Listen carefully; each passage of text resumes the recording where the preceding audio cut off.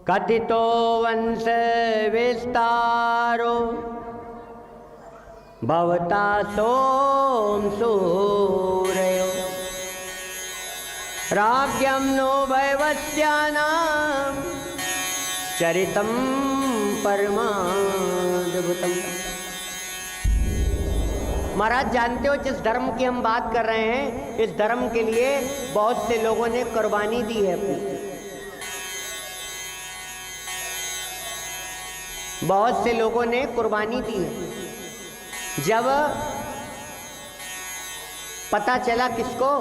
बोले उग्रसेन जी को। ये जब पता चला कि उनके घर में जो बालक है कंस, वो धर्म के लिए हानिकारक है, तो उन्होंने कपड़े में लपेटकर कंस को एक गंगा जी में बहा दिया।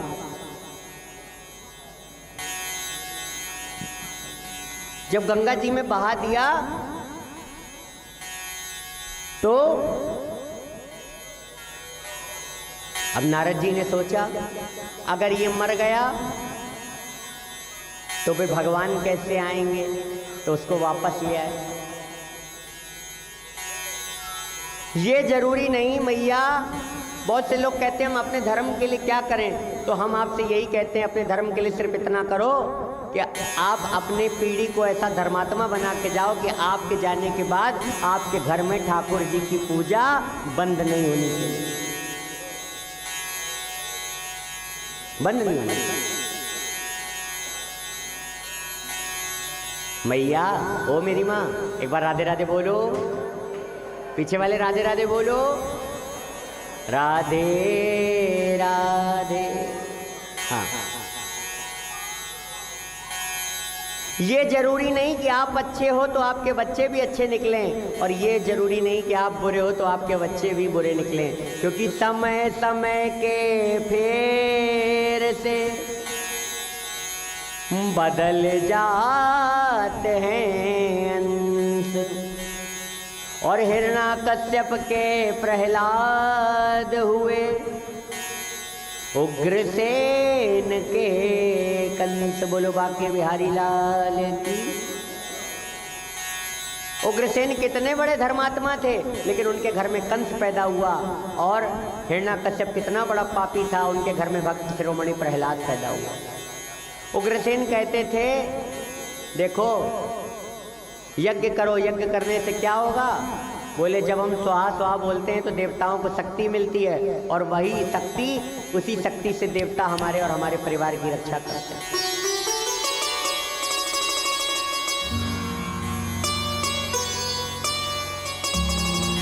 रक्षा करते हैं। मेरी माँ, लेकिन कंस कहता है ये सब करके कोई फायदा नहीं।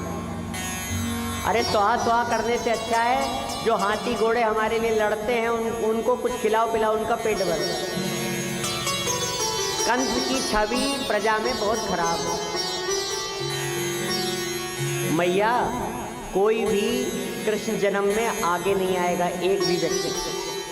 आपके बीच ठाकुर जी आएंगे, आप सबको कमेटी के द्वारा फूल दे दिया जा रहा है, हमारे गुप्ता परिवार के द्वारा। ठाकुर जी आपके बीच आएंगे, जो भी आपको सेवा भाव करना है वो आप वहीं कर देना, कोई भी मंच पे नहीं आएगा। ठीक है मेरी माँ? एक बार राधे राधे बोलो। राधे। कल गोवर्धन पूजा है। गोवर्धन पूजा में भगवान ने, जब इंद्र को अभिमान हो गया तो भगवान ने गिरिराज का रूप धारण किया, अपनी ही पूजा कराई और समस्त ब्रजवासियों से 56 भोग पकवाए। जानती हो मेरी माँ, भगवान जब समस्त ब्रजवासियों ने भगवान के लिए 56 भोग बनाए ना, तो 56 भोग जब लेके गए हैं तो भगवान ने एक तो साक्षात दर्शन दिए, और एक एक की थाल भगवान के मुख में जा रही थी 56 भोग की। और कुछ न कुछ उपहार स्वरूप किसी के हाथ में, जिसने जिस भावना से खर्च किया था 56 भोग, उसी भावना से भगवान ने उसको दिया। किसी के हाथ में कुछ आ रहा है, किसी के हाथ में हीरा आ रहा है, किसी के हाथ में सोना आ रहा है। कल भगवान को 56 भोग अर्पण होते हैं। जो भी लोग भगवान को 56 भोग अर्पण करना चाहें वो कर सकते हैं, कल। ठीक है भैया? तो मेरी माँ, कल भगवान की सुंदर सुंदर लीलाओं को पूतना की कथा सुनेंगे, तड़ावत की कथा सुनेंगे, माखन चोरी लीला सुनेंगे, श्रवण करेंगे। और कौन कौन सी लीला करेंगे? बहुत सारी, अनंत हरि कथा अनंता। मेरी माँ माखन चोरी लीला करेंगे, माटी लीला श्रवण करेंगे, भोलेनाथ की लीला श्रवण करेंगे, सकटासुर की कथा श्रवण करेंगे। तो भैया ओ मेरी माँ राधे, तो मेरी माँ आज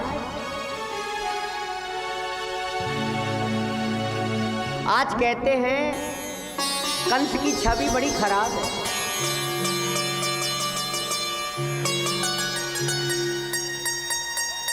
कंस ने सोचा क्यों ना अपनी मुंह बोली बहन देवकी का विवाह वसुदेव जी से करा दे।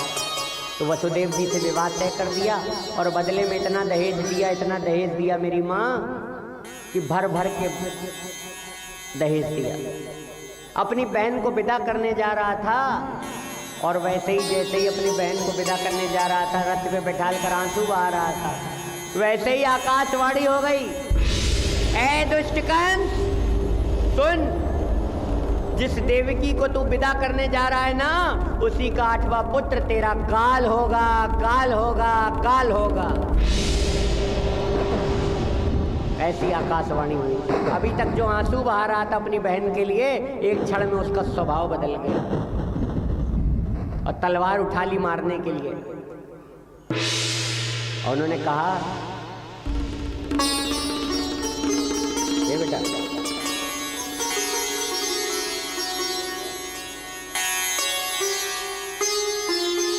आज कहा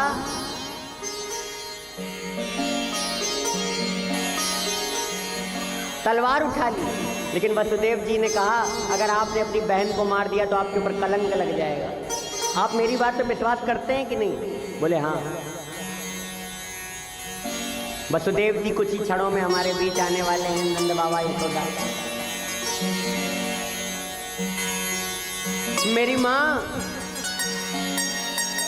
बोले एक काम करो, हम तुमको वचन देते हैं, तुम मारो मत, एक एक करके हम तुम्हें सारे बच्चे देते हैं। बोले ठीक है। कारागृह में बंद कर दिया, और जब कारागृह में बंद कर दिया,